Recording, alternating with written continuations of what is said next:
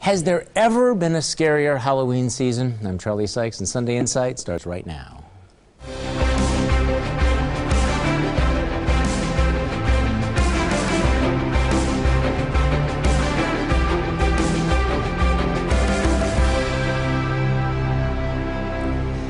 Good morning and welcome to Sunday Insight. In the week that was, the campaign enters its home stretch. Donald Trump ramps up his complaints about a rigged election. Hillary Clinton deploys Michelle Obama, and more damaging WikiLeaks keep dripping out, and the FBI announces it is reopening the investigation into Hillary's email. Meanwhile, Wisconsin's Attorney General asked for an investigation into illegal leaks of documents from the now-defunct John Doe investigation into conservative groups. A 23-year-old man is charged with multiple counts of homicide after he crashed into an Uber car, killing 3 women. UW-Madison is in the national spotlight over allegations that a student had stalked and sexually preyed upon multiple women over the last year and a half. The Milwaukee police officer who shot and killed Sylville Smith will stand trial on sexual assault and prostitution charges. But we start with the race for U.S. Senate here, which took an unusual twist last week. You wouldn't think that the Joseph Project would be controversial. It's a successful, faith-based initiative that links unemployed men from the inner city with jobs in nearby counties. Senator Ron Johnson has teamed with a local pastor, and it's been the subject of one of his more effective television ads. But last week, Johnson's challenger, Russ Feingold, seemed to dismiss the program, telling one interviewer, "It's not enough to pick people up in a van and send them away a couple of hours and then have them come back exhausted at the end of the day. That doesn't make a community." Well, Johnson fired back. Senator Feingold is not only denigrating the Joseph Project, he's denigrating the dozens of hardworking people in Milwaukee and Madison who have taken these jobs and are trying to break cycles of poverty and improve their communities. He owes those who participated in the Joseph Project an apology. He also put out this ad featuring some of the program's participants. They're doing an awesome job. I heard about a lot of people getting jobs, getting back into the workforce, and that's what people need, especially in the urban area. If they can they don't need a handout, they just need somebody to help lift them up. And what Senator Ron Johnson is doing along with Pastor Smith is helping lifting people up. And here I am working at a factory, a multi-millionaire company, and making good money, supporting my family, my friends, giving back to my community. Just everything that I hope for and wish for, I'm doing it. Let's face it, there's a lot of people out there proclaiming to do what the Joseph Project is claiming to do. So we're not talking it, we're living it and we're doing it. And that makes the difference. Life was on the wrong track until I joined the Joseph Project, and it changed my life. My kids, well, when I put my suit on, I'm like Superman to them. Joining me on our panel this morning, the Milwaukee Community Journal's Michael Holt, former state representative Michelle Litchens, political strategist Linda Bruin, and the president of Edge Messaging, Brian Fraley. I just want to get your reaction, Michael Holt, to the Joseph Project and why Russ Feingold thought it was appropriate to take a shot. I think it was a misstep on his part. He should have left that alone. You know, this tomorrow, Monday, they're going to kick off their 16th group of men. Who'll be going back and forth to Sheboygan and elsewhere for these jobs. You know, this is why I remain independent politically, because here you have a successful program, you know, a successful program that you've heard, giving meaning to these men. They're able to assume their roles as head of household. And then you have, you know, the Democratic candidate, you know, blasting it just because it's politically expedient. Okay, Michelle, I thought it was interesting. The Russ Feingold said, well, it's not a big, you put them in a van, they come back exhausted. That's called a job. A job, right? a job that people desperately need in the city of Milwaukee. This shows how out of touch Russ Feingold is. Let's think about it. The federal government spends about $18 billion a year and has for decades on job training and what have they got in our society. Russ Feingold doesn't understand what a real job entails and how to get them. And I know he was ridiculing the program because it's faith-based.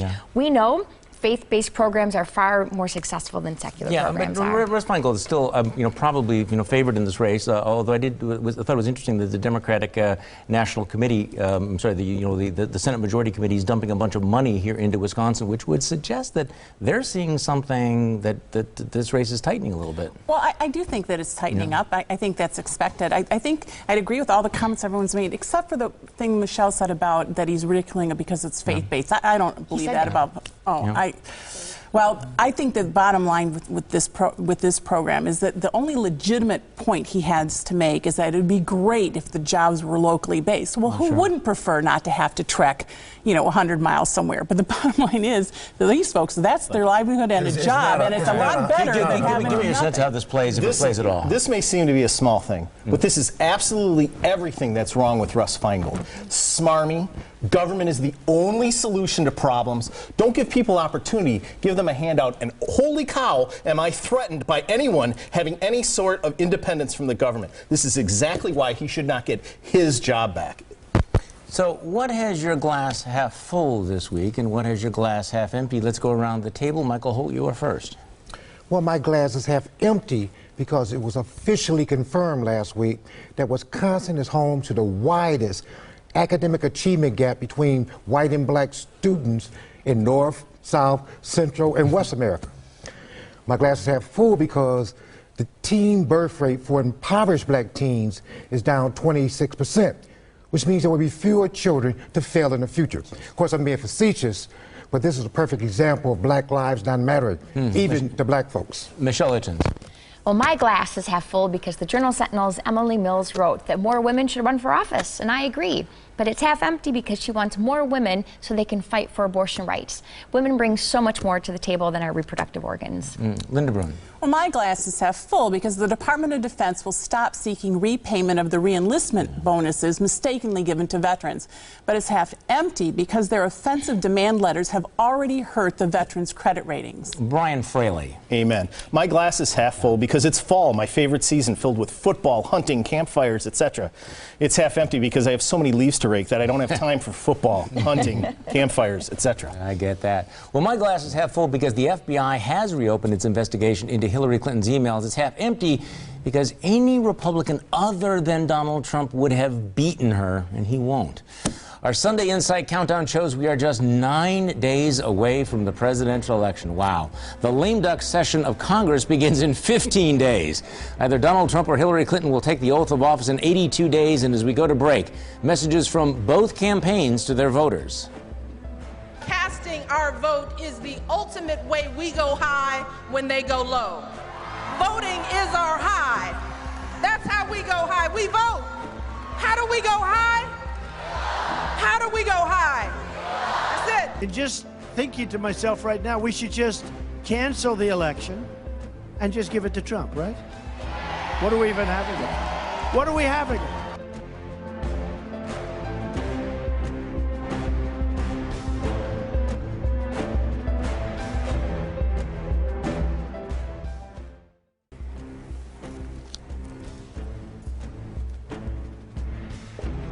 A bad week for Obamacare. The administration said last week that premiums for policies issued under the Affordable Care Act will rise by an average of 25% in the states where the federal government operates the exchanges. But wait, it gets worse. Consumers will also have fewer choices. In some areas, only a single provider. The report injected the issue into campaigns across the country, including here in Wisconsin.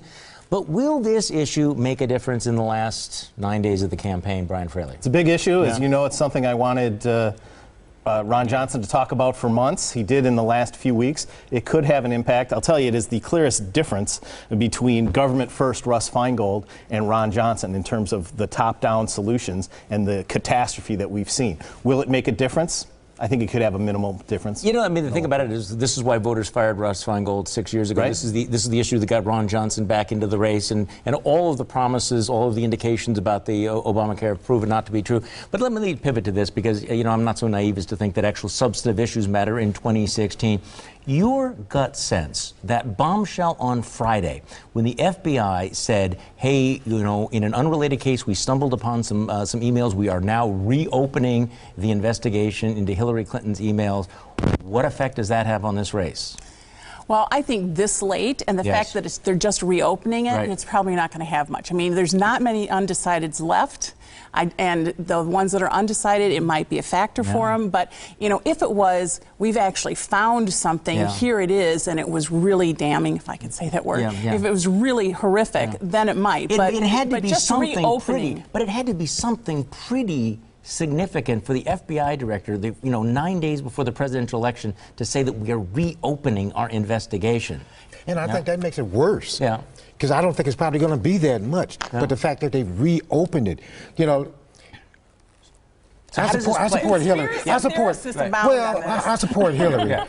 But I mean, this like, there's also this pay-for-play stuff from Bill Clinton, just like bomb after bomb after bomb. Yes. What I see is a lot of those undecideds just throwing up their hands. And doing what? Staying home. Nothing. Oh, okay. Not voting. How does this actually play out again in the election? But keep in mind, more than 12 million votes have already been cast. Yeah. There's no evidence, there's no indictments, but this is another huge cloud. It's the drip, drip, drip on Hillary Clinton. It's how it plays out determines what impact it'll have. So it's not the news that the investigation is open. Yeah. It's what happens in the next up until like Monday afternoon. How do each campaign react to it? Does the Trump campaign pounce on it? Of course they do. Does the Hillary campaign unleash everything they've got on Trump? I mean, how that all sorts out. So it's almost not the instance or the nugget of news that matters, but how both campaigns react. Okay, I can almost guarantee you that Trump is going to pounce on it, and then he's going to put his foot in his mouth, and he's going to turn the news cycle around again.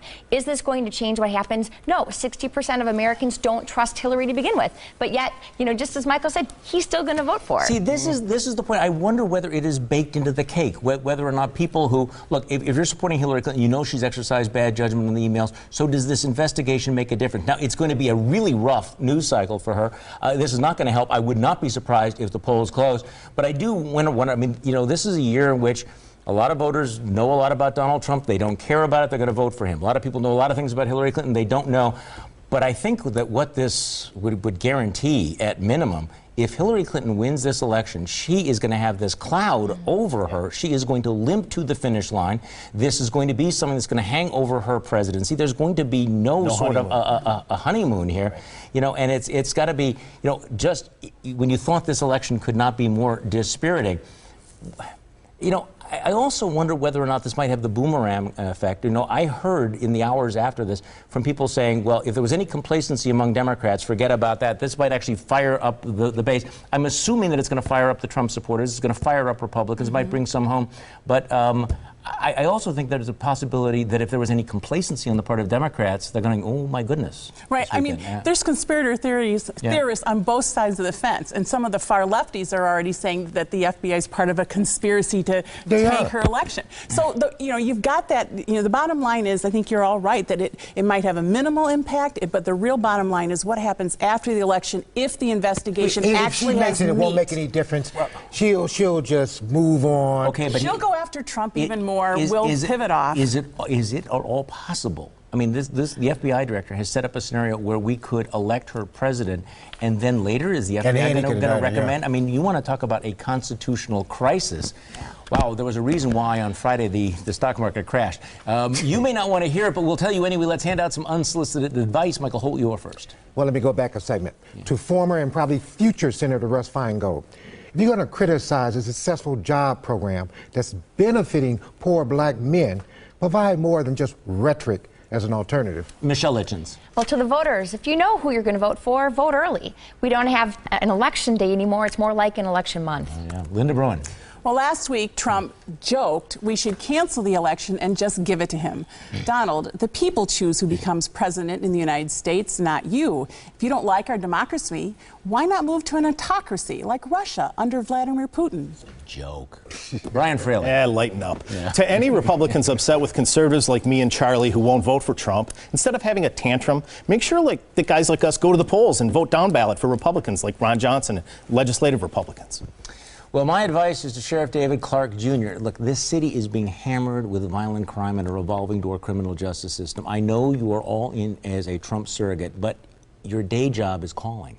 Next on Sunday Insight, another possible challenge to Paul Ryan, and it's not at the ballot box.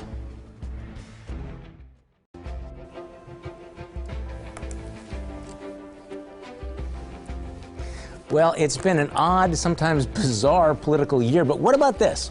In August, Paul Nehlen lost his primary challenge to Congressman Paul Ryan by 70 points. He got about 15% of the vote, despite the backing of celebrities like Ann Coulter and Sarah Palin and the backing of the pro-Trump website Breitbart.com. But last week, Nehlen was back in the news, sort of, saying that he was running against Ryan again, this time for House Speaker. Really. Technically, he doesn't actually have to be a member of the House to run for Speaker, but I mean, really, sheesh. Yeah, this is really unbelievable. What's this about? Not only was he just slaughtered as a candidate, but now he's going to put himself out there. I have no idea what he wants to gain from this. He's just going to be humiliated.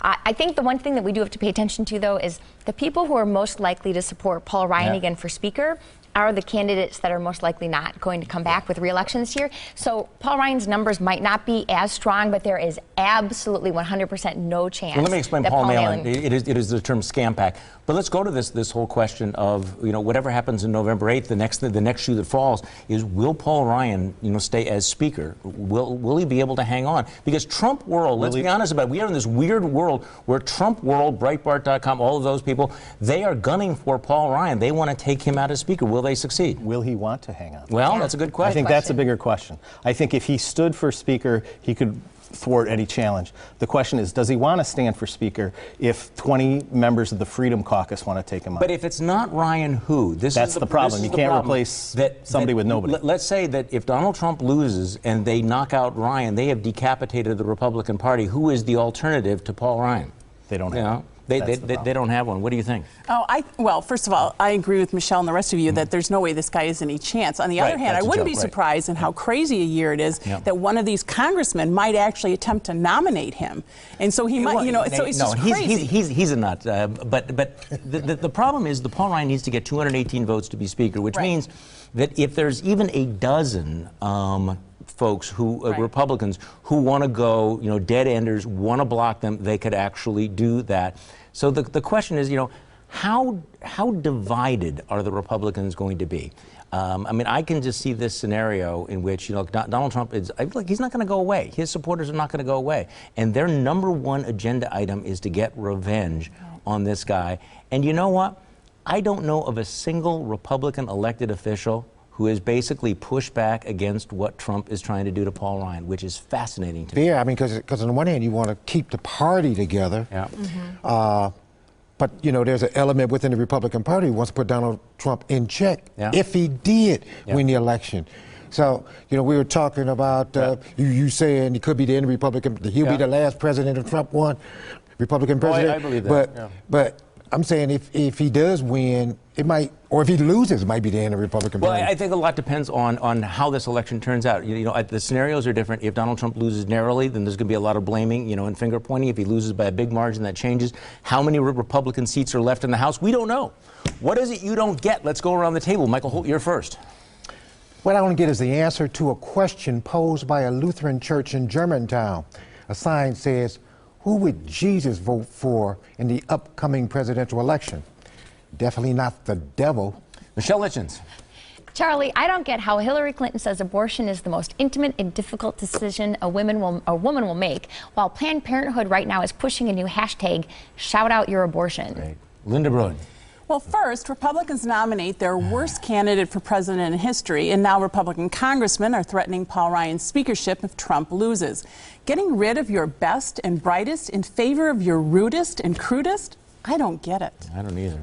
Ryan Fraley. Yeah, you and me both. Hey, what I don't get, Charlie, is why people steal political yard signs. It's criminal trespassing and petty theft, and it doesn't help your candidate, so why? Yeah.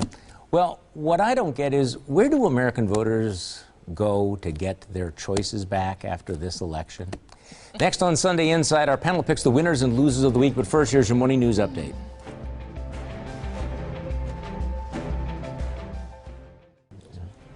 It's time for our panel to pick the winners and losers of the week. Michael Holt, you're first. A winner. Gasoline is under $2 a gallon, except for the Central City, where stations continue to rip off folks. This week's losers are low-income consumers who use gas or electricity to heat their homes this winter. The winter moratorium is in effect, but that's a reprieve, not a pardon. Also, keep those cards and prayers for my mother coming. Thank you. Michelle Litchens. The winners are Tesla investors. Tesla posted a $22 million profit for the second time in the company's history. They haven't shown a profit for the last 13 quarters, and if they merge with SolarCity, chances are they'll never see a profit again. The losers, well over a quarter of Americans didn't read a single book last year. all of society loses when people stop reading, and maybe that's why we are all losing right now with our choices for president. Linda Bruin. Well, my winner is Michelle Obama. The popular First Lady is Hillary Clinton's most eloquent, effective, and beloved surrogate, inspiring Democrats to get out the vote and reminding us all what's at stake in this election. My loser is Alan Cook, the UW-Madison student charged last week with 15 counts of sexual assault, battery, strangulation, and false imprisonment. If that isn't enough, when his arrest became public, dozens of women came forward and more charges are pending. Just 20 years old and already a violent serial rapist. That's disturbing. Brian Fraley. And my winners are the kids who have already gone trick-or-treating or those who are going today or tomorrow night. My losers are the killjoys who hand out healthy treats like apples. It's just not right. It's just not right, no. Well, my winner, the Joseph Project, which is getting a lot of overdue recognition this week, including its success of putting men back to work, restoring their dignity, and showing alternatives to the soul-crushing welfare bureaucracy. Loser Russ Feingold, let's run this down. He rips that faith-based anti-poverty initiative. His opioid ad was rated false by fact-checkers, and now he has to defend all of his misrepresentations about Obamacare. He still may win, but this was a lousy week for him. Thanks for joining us, and join me for my radio show Monday morning on News Radio 620 WTMJ from 8:30 until noon. Have a great week.